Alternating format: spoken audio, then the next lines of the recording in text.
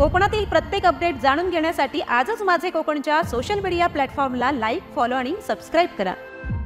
रत्नागिरी जिल्ह्यातील खेड तालुक्यात राष्ट्रीय नैसर्गिक शेती मिशन अंतर्गत शेतकऱ्यांसाठी एक महत्त्वाचे प्रशिक्षण कार्यक्रम आयोजित करण्यात आले होते।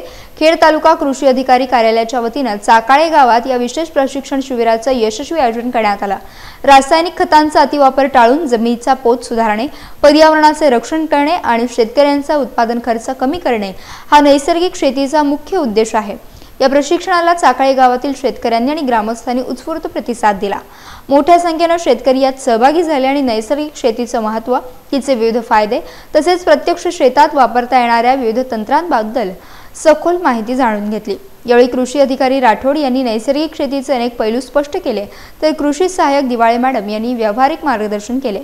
या प्रसंगी सरपंच श्रद्धा बिलारे, पोलीस पाटील विकास वाडकर यांच्यासह अनेक मान्यवर आणि ग्रामस्थ उपस्थित होते।